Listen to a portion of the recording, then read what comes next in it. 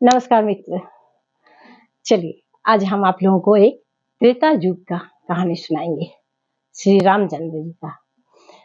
दोस्तों, हम सब जानते हैं श्री रामचंद्र जी त्रेता युग में अवतार का रूप में जन्म लिए थे। उन्हें हम सब भगवान के रूप में मानते हैं। उनकी नाम लेते ही सभी का सभी पाप नाश हो जाता है। पर आज हम आप लोगों को एक ऐसी कहानी सुनाएंगे जिसे सुनकर आप लोग भी थोड़ा सा आश्चर्य हो जाएंगे। कहते हैं प्रभु राम का चरण जहां भी पड़ता है उस जगह स्वर्ग बन जाता है। वो पवित्र तथा निर्मल हो जाता है उस जगह। लेकिन क्या आप लोग जानते हैं कि एक बार श्री रामचंद्र जी जैसे ही नदी में उतरे, उस नदी में पूरा कीड़ा छा गया था। क्यों?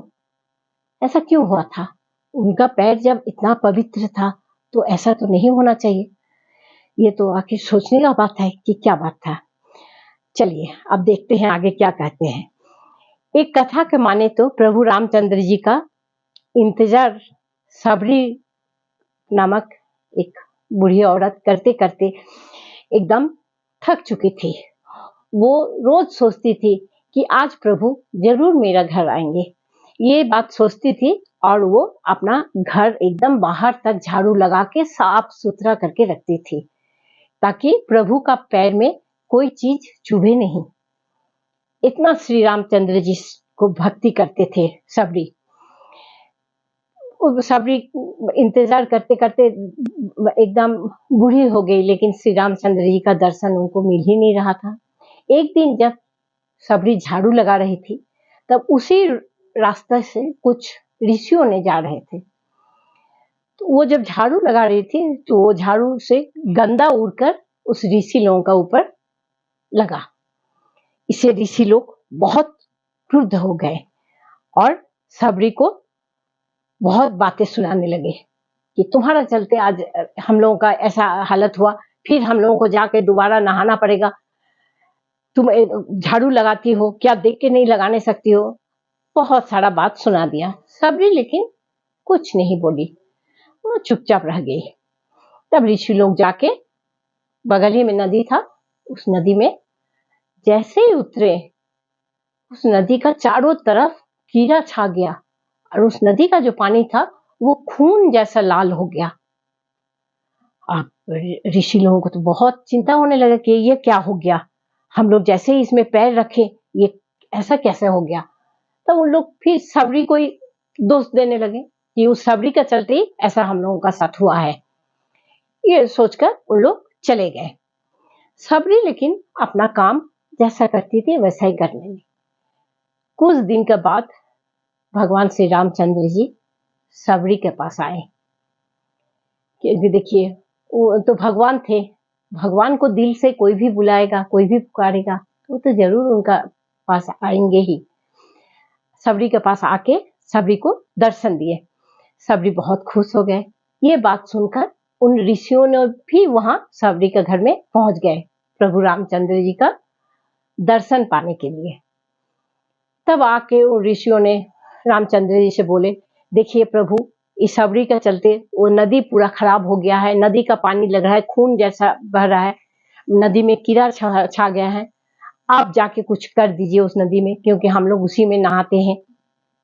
तब श्री रामचंद्र जी उस नदी के पास गए। जाकर वो अपना चरण उस नदी पे जैसे ही रखे, उस नदी में और बड़े बड़े कीड़े मकड़े दिखने लगे। इससे तो सबको थोड़ा सा आश्चर्य हो गए कि अरे, प्रभु का पैर रखने पर भी ये कीड़ा मकड़ा कहां से आ रहा है। तब श्री रामचंद्र जी सबरी को बोले कि सबरी, तुम जाओ, जाके नदी में अपना पैर रखो। जाओ, हम तुमको बता रहे हैं, तुम जाके उस नदी में तुम्हारा पैर रखो। तो उसमें ऋषि लोग बहुत परिहास करने लगे कि हाँ, उसी का चलते ये नदी गंदा हुआ और प्रभु आप बोल रहे हैं कि उसको जाके उस नदी में पैर रखने के लिए। लेकिन देखिए, भगवान का लीला समझना बहुत मुश्किल है। तब सबरी क्या की, उस नदी में जाकर जैसे ही अपना पैर को नदी में रखी, नदी का पानी बिल्कुल साफ हो गया। सब कोई आश्चर्यचकित से होकर देखने लगा कि ये कैसा लीला है भगवान का भक्तों पर। केवल अपना हृदय से सबरी खाली भगवान जी को, श्री रामचंद्र जी को पूजा करते थे। उससे देखिए सबरी कितना पवित्र हो चुकी थी।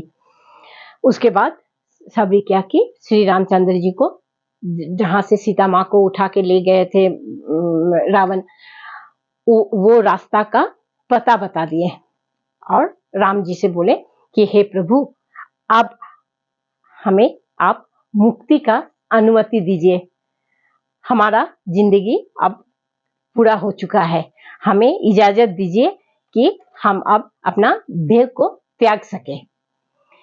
उसके बाद सुनकर श्री रामचंद्र जी उसको मृत्यु के लिए अनुमति दे दिए और सबरी को मोक्ष का प्राप्त हो गया, सबरी का मृत्यु हो गया।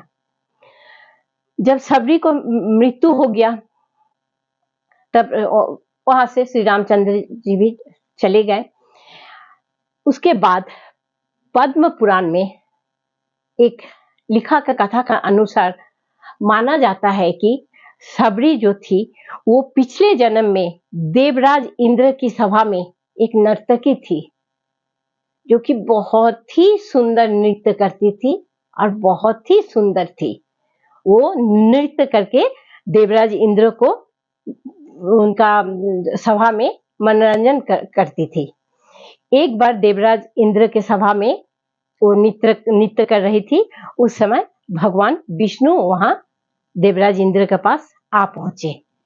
भगवान विष्णु को देखकर ये सबरी जो थी वो एकदम माने इतना मोहित हो गई कि एक टक उनको देखने लगे।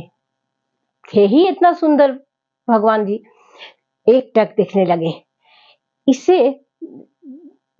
इंद्र जी को बहुत ही अपमानित बोध हुआ। तब उन्होंने उस अप्सरा को श्राप दिया कि जाओ, तुम्हारा अभी मृत्यु होगा, तुम अभी मृत्यु लोक में जाएगी। तो ये बात सुनकर वो अप्सरा बहुत ही माने दुखी हो गई और वो भगवान इंद्र का पैर पकड़ के रोने लगी कि नहीं प्रभु, हमें ऐसा आप श्राप मत दीजिए, हमसे गलती हो गई थी। हम उनका रूप देखकर इतना मुग्ध हो गए थे कि उनका तरफ से मेरा आंखें हटाने ही नहीं सक रहे थे। लेकिन एक बार जो श्राप लग जाता है वो तो वापस नहीं होता है। तब इंद्रदेव ने बोला कि ठीक है, त्रेता युग का चौथे चरण में भगवान श्री हरि अवतार के रूप में यहाँ आएंगे और वही श्री हरि का जो अवतार के रूप में जन्म होगा, उन्हीं से तुम्हारा मुक्ति मिलेगा। ठीक है, उसका तो मृत्यु हो गया। उसके बाद अप्सरा का जन्म एक राजा का घर में हुआ, रानी का रूप में। जब रानी बनी वो बहुत ही खूबसूरत, बहुत ही सुंदरी थी। उसका नाम था परमहिसी। परमहिसी इतना सुंदरी थी, इतना गुणवती थी, जो उसे कोई भी देखता था तो वो मुग्ध हो जाते थे। तो वो क्या किए, परमहिसी अपना स्वामी के साथ राजमहल में रहती थी। एक दिन परमहिसी ने देखा कि कुछ साधु संत बाहर कहीं बैठ के यज्ञ कर रहे हैं। तो परमहिसी को भी बहुत मन हुआ कि हम भी जाके उस यज्ञ में थोड़ा सा आहुति दे प्रभु का नाम से। तो उसने अपना स्वामी से आज्ञा लेने आए, राजा से पूछने आए कि हे प्रभु, हम क्या जाके उस ऋषियों का साथ बैठ के थोड़ा सा आहुति दे सकते हैं? तो देखिए, राजा लोगों का बात है, उन लोगों का एक अलग ही अपना इज्जत होता है। राजा बोले कि नहीं, इसमें हम तुमको हाँ नहीं बोल सकते, क्योंकि ये शोभा नहीं देता है। तुम ऋषियों का साथ बैठ के बाहर वहां यज्ञ में आहुति डालोगी, ये अच्छा नहीं लगता है। ये बात सुनकर परमहिषि को बहुत दुख हुआ। वो रोते रोते वहां से चली आई और आकर त्रिवेणी नदी के बगल में खड़ा होकर माँ गंगा से वो प्रार्थना करने लगी, हे माँ, मुझे अगले जन्म में ना ही किसी अमीर घर की रानी बनाइए आप लोग, और ना ही मुझे कोई रूपवती बनाइए, ताकि मेरा सभी मनोकामना अपना मन से हम कर सके, दूसरे का अनुमति लेके हमको कोई काम करना ना पड़े। ये कहकर वो परमेश्वरी जल समाधि, गंगा में जल समाधि ले ली।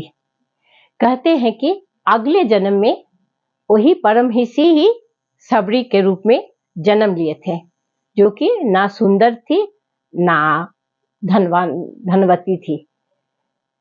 देखिए भगवान का कैसा लीला भी होता है। भगवान जो है हम लोगों के लिए उनका पूजा पाठ ये सब बहुत ही मायने रखता है।